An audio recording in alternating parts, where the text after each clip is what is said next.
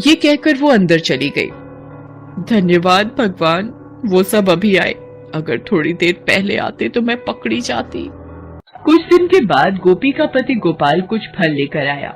ये देखकर गोपी खुद से कहने लगी, अरे मेरे मनपसंद फल लाए हैं, मैं सब खा जाऊंगी। मुझे फल बड़े पसंद है। वाह।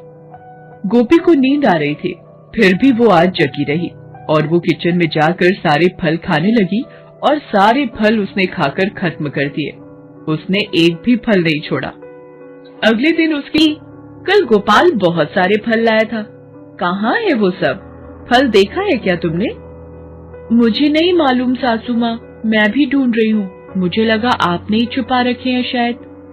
अरे मैं क्यों छुपाऊंगी, मुझे मालूम नहीं है कि फल कहाँ है। ये कहकर गोपी की सास वहाँ से चली जाती है।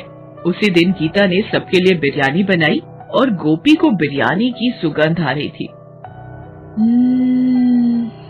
अरे वाह, सासू माँ तो बहुत स्वादिष्ट खाना पकाती है।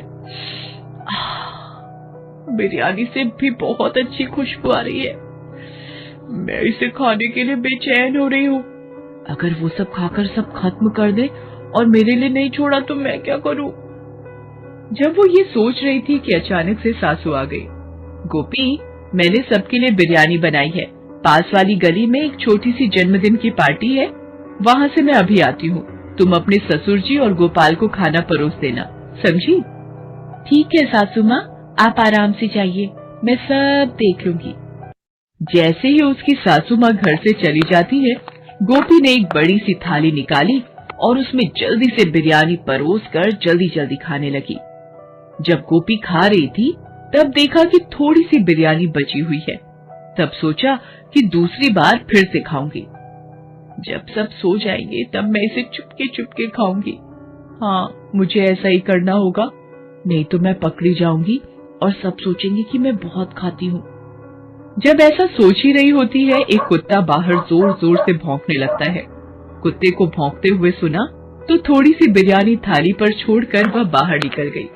कुत्ते को उसने बची हुई बिरयानी दी और जब कुत्ता बिरयानी खा रहा था तब गोपी ने पानी का घड़ा लिया और दरवाजा बंद करके चली गई। अंदर कुत्ते ने सारी बिरयानी खा ली। कुत्ते को बाहर निकलने का कोई रास्ता नहीं मिला, तो घर के अंदर ही उसने सारा सामान बर्तन इधर उधर कर दिए और कुछ बर्तन तो टूट भी गए। दूसरी तरफ गोपी घर के बाहर एक तरफ छिपकर खड़ी थी और अपनी सास के आने का इंतजार कर रही थी। जैसे ही उसने देखा कि उसकी सासू माँ आ रही है, वो घर के पास गई, जैसे कि उसको कुछ पता